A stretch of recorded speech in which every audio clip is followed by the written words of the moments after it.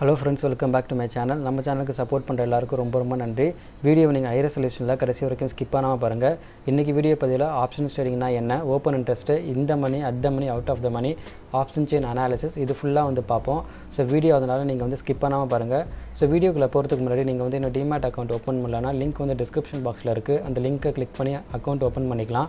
அதுக்கப்புறம் உங்களுக்கு டவுட்ஸ் ஏதாவது இருந்ததுன்னா டெலிகிராம் குரூப் க்ரியேட் பண்ணியிருக்கேன். அதோட லிங்க்கும் டிஸ்கிரிப்ஷன் பாக்ஸில் இருக்குது.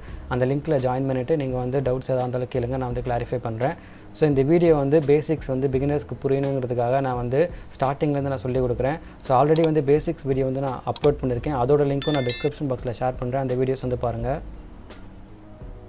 ஆப்ஷன் ட்ரேடிங் பற்றி தியரிட்டிக்கலாக தெரிஞ்சுக்கணுன்னா நீங்கள் கூகுளில் ஆப்ஷன் ட்ரேடிங் டைப் பண்ணாலே போதும். சர்ச் ரிசல்ட்ஸில் உங்களுக்கு நிறையா டிஸ்பிளே ஆகும். அதில் ஃபஸ்ட்டு ஒரு லிங்கை கிளிக் பண்ணிங்கன்னா உங்களுக்கு நிறையா டெஃபினேஷனோட இருக்கும். பிகினர்ஸ்க்கு வந்து டெஃபினேஷனோட தியரிட்டிக்கலாக சொன்னால் புரியாது. அதனால் நான் எக்ஸாம்பிளோட சொல்கிறேன். வேணும்னா நீங்கள் இந்த வெப்சைட் போய்ட்டு ரெஃபர் பண்ணிக்கலாம். பிகினர்ஸ்க்கு தெளிவாக புரியணும், அதனால் நான் எக்ஸாம்பிளோட எக்ஸ்பிளைன் பண்ணுறேன். இந்த வீடியோ புரிஞ்சிருச்சுன்னா கமெண்ட்டில் சொல்லுங்கள். ஆப்ஷன் ட்ரேடிங்கில் ஃபஸ்ட்டு யார் வருவாங்கன்னா செல்லர் தான் வருவாங்க. செல்லர் தான் வந்து கான்ட்ராக்டை க்ரியேட் பண்ணுவாங்க. அதனால் எக்ஸாம்பிளுக்கு நான் வந்து மெடிக்கல் இன்சூரன்ஸ் கம்பெனி எடுத்திருக்கேன். ஸோ அவங்க வந்து செல்லர்னு அஸ்யூம் பண்ணிக்கோங்க.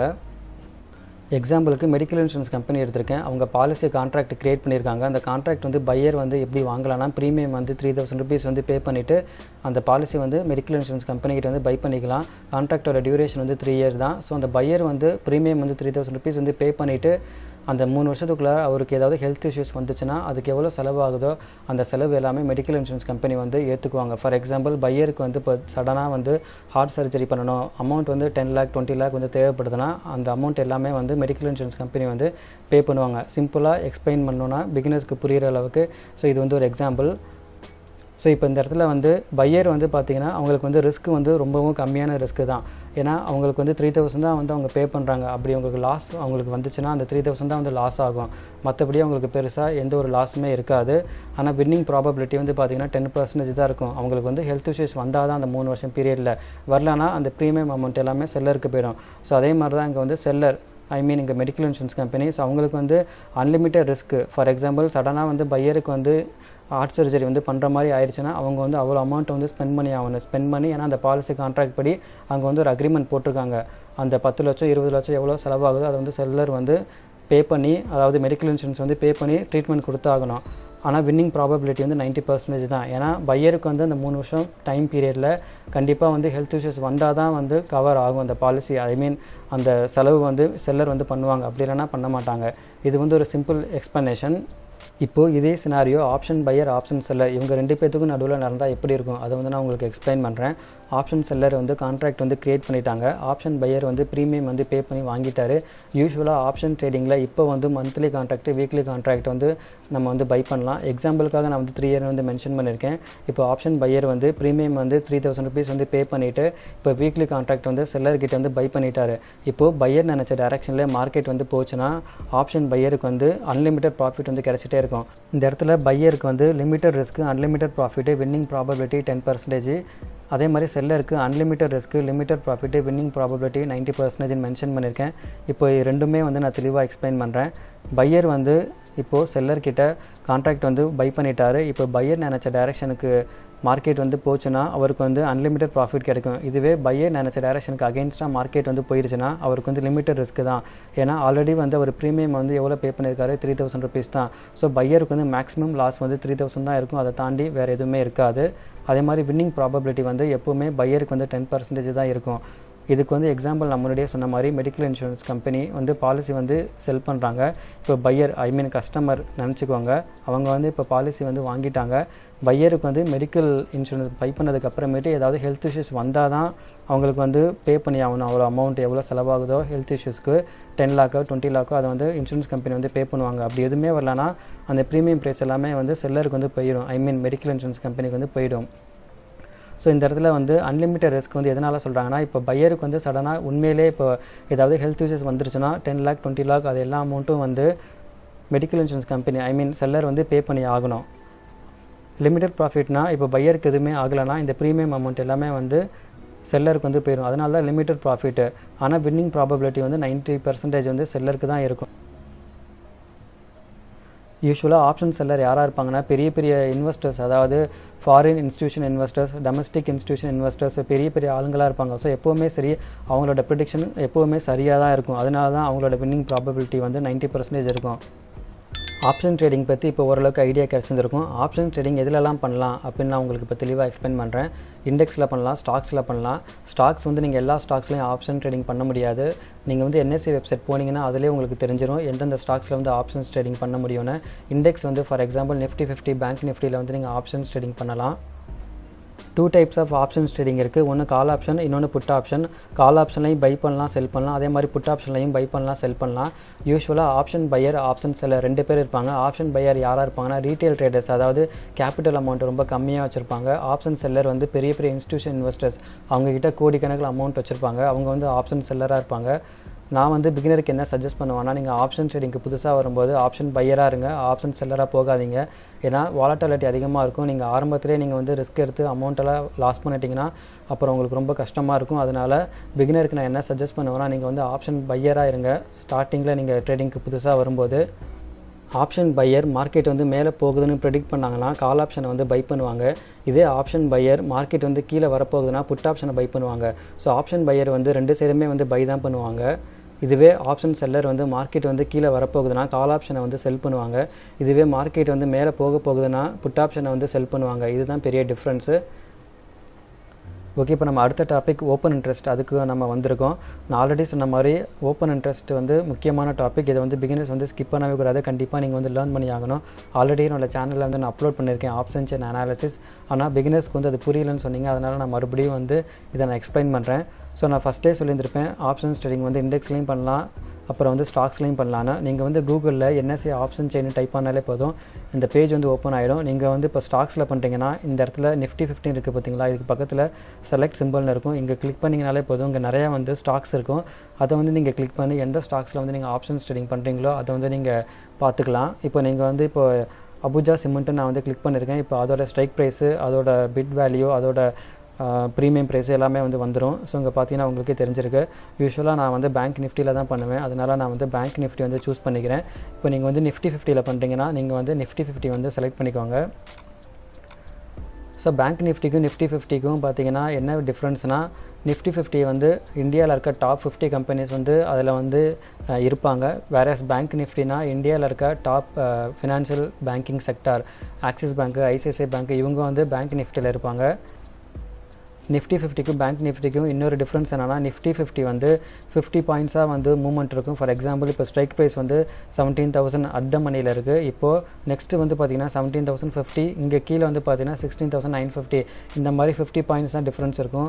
வேறஸ் பேங்க் நிஃப்டி வந்து 100 பாயிண்ட்ஸ் டிஃப்ரென்ஸில் இருக்கும். ஃபார் எக்ஸாம்பிள் இப்போ நான் ஓப்பன் பண்ணி காமிக்கிறேன். இப்போ நான் பேங்க் நிஃப்டி ஓப்பன் பண்ணிட்டேன். ஓகே, இப்போ நான் பேங்க் நிஃப்டி நான் ஓப்பன் பண்ணியிருக்கேன். இங்கே வந்து பார்த்தீங்கன்னா அட் த மணியில் ஸ்ட்ரைக் ப்ரைஸ் வந்து 38,700. ஸோ அதுக்கு கீழே வந்து பார்த்தீங்கன்னா 38,800, இங்கே மேலே பார்த்தீங்கன்னா 38,600. இந்த மாதிரி 100 பாயிண்ட்ஸில் தான் வந்து டிஃப்ரென்ஸ் இருக்கும் பேங்க் நிஃப்டியில். ஓகே, இப்போ நான் வந்து உங்களுக்கு ஆப்ஷன்ஸ் ட்ரேடிங்கில் ஓப்பன் இன்ட்ரெஸ்ட் டேட்டா எப்படி பார்க்குறதுன்னு வந்து தெளிவாக எக்ஸ்பிளைன் பண்ணுறேன். ஸோ நீங்கள் வந்து ஓப்பன் பண்ணதுக்கப்புறமேட்டு so call option, put option வந்து 2 இருக்கும். ஸோ நான் முன்னாடியே சொன்ன மாதிரி ஆப்ஷன்ஸ் ட்ரேடிங்கில் ஃபஸ்ட்டு யார் வருவாங்கன்னா செல்லர் தான் வருவாங்க. அவங்க தான் கான்ட்ராக்டை க்ரியேட் பண்ணுவாங்க. ஸோ இந்த டேட்டா வந்து நீங்கள் வந்து செல்லர் பெர்ஸ்பெக்டிவில் வந்து யோசிக்கணும். ஒரு ஆப்ஷன் பையராக இருந்தீங்கன்னா நீங்கள் வந்து செல்லர் பெர்ஸ்பெக்டிவில் வந்து யோசிக்கணும். ஏன்னா அந்த கான்ட்ராக்டை க்ரியேட் பண்ணது ஆப்ஷன் செல்லர். ஸோ நீங்கள் ஃபஸ்ட்டு இந்த டேட்டா ஓப்பன் பண்ணதுக்கப்புறமேட்டு நீங்கள் வந்து எந்த கான்ட்ராக்ட் வந்து செலக்ட் பண்ணுறீங்க. ஃபார் எக்ஸாம்பிள் பேங்க் நிஃப்டியில் வந்து நான் முன்னாடியே சொன்ன மாதிரி வீக்லி கான்ட்ராக்ட் இருக்குது, மந்த்லி கான்ட்ராக்ட் இருக்குது. நீங்கள் வந்து வீக்லி கான்ட்ராக்ட்னா இங்கே எக்ஸ்பைரி டேட் இங்கே இருக்கும். ஸோ அதில் வந்து நீங்கள் டேட் வந்து செலக்ட் பண்ணிக்கலாம். அதாவது ஒவ்வொரு தேர்ஸ்டே எனக்கு வந்து கான்ட்ராக்ட் வந்து எக்ஸ்பைரி ஆகும் ஆப்ஷன்ஸ் ட்ரேடிங்கில் நிஃப்டி 50 பேங்க் நிஃப்டியில்.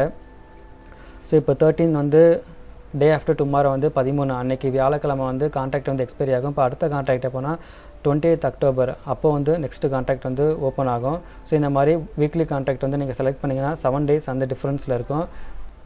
ஓகே, இப்போ நான் பேங்க் நிஃப்டி வந்து ஓப்பன் பண்ணிட்டேன் டேட்டா. அப்புறம் இன்னொரு முக்கியமான விஷயம், இந்த வெப்சைட்டில் டேட்டா வந்து 2 minutes ஒன்ஸ் வந்து அப்டேட் ஆகிட்டே இருக்கும். அதனால் நீங்கள் வந்து ரெஃப்ரெஷ் கொடுத்துட்டே இருக்கணும். நீங்கள் வந்து இதை மட்டுமே நம்பி ட்ரேட் எடுக்கக்கூடாது. அடிஷ்னலாக வந்து மல்டிபிள் டைம் ஃப்ரேம் யூஸ் பண்ணணும். சப்போர்ட் அண்ட் ரெசிஸ்டன்ஸு, அதுக்கப்புறமேட்டு கேண்டில் ஸ்டிக்ஸு, இந்த மாதிரி மற்ற பேராமீட்டரும் நீங்கள் வந்து கம்பைன் பண்ணி இதோட சேர்த்து ட்ரேட் எடுத்திங்கன்னா உங்களுக்கு சக்ஸஸ் ரேஷியோ அதிகமாக இருக்கும். டோட்டல் ஓவரால் ஓஐ வந்து எந்த சைடு அதிகமாக இருக்குன்னு சொல்லிட்டு ஃபஸ்ட்டு பாருங்கள். இப்போது கால் சைடு ஓஐ வந்து அதிகமாக இருக்குது, 15,10,000 இருக்குது. புட் சைடு ஓஐ வந்து 10,44,000 இருக்குது. ஸோ நான் முன்னாடியே சொன்ன மாதிரி ஆப்ஷன் செல்லர் தான் கான்ட்ராக்டை க்ரியேட் பண்ணுவாங்க. அதனால கால் சைடு ஓஏ வந்து இவ்வளோ அதிகமாக இருக்குன்னா ஸோ செல்லர் வந்து என்ன நினைக்கிறாங்கன்னா இவ்வளோ தூரம் வந்து காலை வந்து செல் பண்ணாங்கன்னா மார்க்கெட் வந்து என்ன ஆகும்னா கீழே வரும்னு அர்த்தம். நான் முன்னாடியே சொல்லியிருந்தேன். இப்போ 15,10,000 வந்து இங்கே இருக்குது அப்படிங்கிறப்போ செல்லர் வந்து கால் சைடு வந்து இவ்வளோ இருக்காங்க, மெஜாரிட்டியாக செல்லர் இந்த சைடு இருக்கப்போ அவங்க வந்து இவ்வளோ தூரம் வந்து காலை வந்து செல் பண்ணுறாங்க. ஸோ காலை வந்து அவங்க செல் பண்ணாங்கன்னா மார்க்கெட் வந்து கீழே இறங்குவதற்கான வாய்ப்புகள் அதிகமாக இருக்குது. இதுவே புட் சைடு வந்து செல்லர் வந்து அதிகமான கான்ட்ராக்ட் இருந்ததுன்னா ஸோ இந்த ஓவரால் ஓயை வந்து எப்போ பார்க்கணுன்னா நீங்கள் வந்து கான்ட்ராக்டை வந்து இப்போ 1 வீக் ஹோல்ட் பண்ண போகிறீங்க அப்படிங்கிறப்ப நீங்கள் வந்து இந்த ஓவரால் ஓயை வந்து பார்த்துக்கலாம். நீங்கள் வந்து இன்ட்ராடே பண்ணுறப்ப இதை வந்து ஒரு கன்ஃபர்மேஷனுக்காக எடுத்துக்கலாம். இப்போ புட் சைடு ஓயை வந்து அதிகமாக இருந்துச்சுன்னா ஆப்ஷன் செல்லர் வந்து இந்த சைடு அதிகமாக இருந்தாங்கன்னா அவங்க வந்து புட்டை வந்து செல் பண்ணாங்கன்னா மார்க்கெட் வந்து மேலே போகுதுன்னு அர்த்தம். இன்ட்ராடே பண்ணுறப்போ நீங்கள் வந்து சேஞ்ச் இன் ஓயை வந்து பார்க்கணும். அதுக்கு முன்னாடி நீங்கள் வந்து ஓவரால் ஓயை வந்து கன்ஃபர்மேஷனுக்காக நீங்கள் வந்து செக் பண்ணிக்கணும். நீங்கள் ஓவரால் ஓயை வந்து எந்த சரி அதிகமாக இருக்குன்னு சொல்லிட்டு இன்ட்ராடே பண்ணும்போது கன்ஃபர்மேஷனுக்கு பார்த்ததுக்கப்புறமேட்டு சேஞ்ச் இன் ஓயை வந்து பாருங்கள்.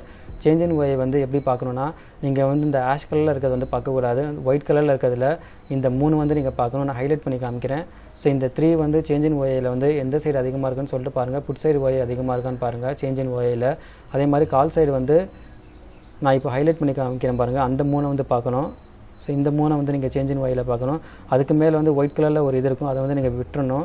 அதை விட்டுட்டு கீழே இருக்க இந்த ஒரு 3ஐயும் வந்து பாருங்கள். இதுதான் வந்து நீங்கள் சேஞ்ச் இன் ஓஏ வந்து பார்க்கணும் கால் சைடு வந்து பார்க்குறதா இருந்தால். ஓகே, இப்போ இந்த டேட்டா பயன்படுத்தி அட் த மணி, இந்த மணி, அவுட் ஆஃப் த மணி எப்படி பார்க்குறது நான் சொல்கிறேன். ஃபார் எக்ஸாம்பிள் இப்போ நான் பேங்க் நிஃப்டி ஓப்பன் பண்ணியிருக்கேன். பேங்க் நிஃப்டியில் இப்போ ட்ரேட் ஆகிட்டு இருக்க ப்ரைஸ் வந்து 38,646. இந்த ஸ்ட்ரைக் ப்ரைஸுக்கு நியரஸ்ட் ஸ்ட்ரைக் ப்ரைஸ் எதுன்னு பார்க்கணும். ஸோ 38,700 இதுதான் வந்து பேங்க் நிஃப்டிக்கு அட் த மணி. நான் வந்து கால் சைடு ஓஏ பார்க்கும்போது சொல்கிறேன். ஸோ மோஸ்ட்லி வந்து அட் த மணி வந்து கால் சைடும் சரி புட் சைடும் சரி சேமாக தான் இருக்கும். இப்போ கால் சைடு வந்து அவுட் ஆஃப் த மணி எதுனா இப்போ இனிமேல் வரப்போகிறது, அதாவது அட் த மணி வந்து 38,700 இனிமேல் வரப்போகிறது, அதாவது 38,800 38,900 இதெல்லாம் வந்து அவுட் ஆஃப் த மணி. 38,600 இதுக்கு கீழே இருக்கிறது எல்லாமே இந்த மணி கால் சைடு ஓஏக்கு. யூஸ்வலாக ஸ்ட்ரைக் ப்ரைஸ் வந்து அட் த மணி வந்து புட் சைடு கால் சைடு ரெண்டுத்துக்குமே சேமாக தான் இருக்கும்.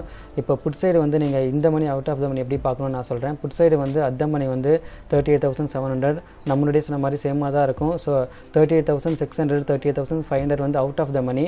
இதுவே 38,800 38,900 வந்து இந்த மணி புட் சைடு வந்து நீங்கள் பார்க்கும்போது. ஓகே, இப்போ இந்த டேட்டா பயன்படுத்தி எப்படி சப்போர்ட் அண்ட் ரெசிஸ்டன்ஸ் லைன் வந்து ட்ரா பண்ணுறதுன்னு நான் சொல்கிறேன். நீங்கள் வந்து ஃபஸ்ட்டு அதுக்கு முன்னாடி இன்னொரு விஷயம் தெரிஞ்சுக்கணும். யூஸ்வலாக வந்து நான் முன்னாடியே சொன்ன மாதிரி கான்ட்ராக்டை க்ரியேட் பண்ணுறது செல்லர் தான். ஸோ அவங்க வந்து புட்டை வந்து செல் பண்ணும்போது மார்க்கெட் வந்து மேலே போகும்னு அர்த்தம். ஸோ எப்படி வந்து மார்க்கெட் மேலே போகும்னா ஒரு இடத்துல வந்து சப்போர்ட் எடுத்துகிட்டு தான் மார்க்கெட் வந்து மேலே போகும்.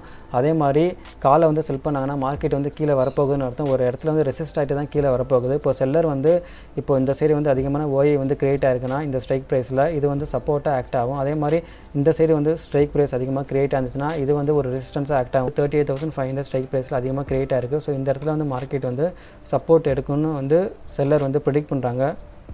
ஹரிசாண்டல் லைன் வந்து நான் செலக்ட் பண்ணிட்டேன். 38,500 எங்கே இருக்குன்னு சொல்லிட்டு பாருங்கள். ஓகே, இந்த இடத்துல இருக்குது. இந்த இடத்துல வந்து மார்க்கெட் வந்து சப்போர்ட் எடுத்துகிட்டு மேலே போகிறதுக்கான வாய்ப்புகள் இருக்குது. அதனால் இது வந்து ஒரு சப்போர்ட்டாக ஆக்ட் ஆகும். அதே மாதிரி இப்போது கால் சைடு ஓஐ, அதாவது செல்லர் வந்து காலை செல் பண்ணாங்கன்னா மார்க்கெட் வந்து கீழே வரப்போகுதுன்னு அர்த்தம். அதாவது இப்போது இந்த ஸ்ட்ரைக் ப்ரைஸ் 39,000 வந்து அதிகமான ஓஐ வந்து க்ரியேட் ஆகிருக்கு. ஸோ எக்ஸாம்பிளுக்கு இங்கே வந்து பார்த்தீங்கன்னா 1,19,000 இருக்குது. ஸோ இது வந்து ஒரு ரெசிஸ்டன்ஸாக ஆக்ட் ஆகும். ஓகே, ஹரிசாண்டல் லைன் வந்து நான் செலக்ட் பண்ணிட்டேன். 39,000.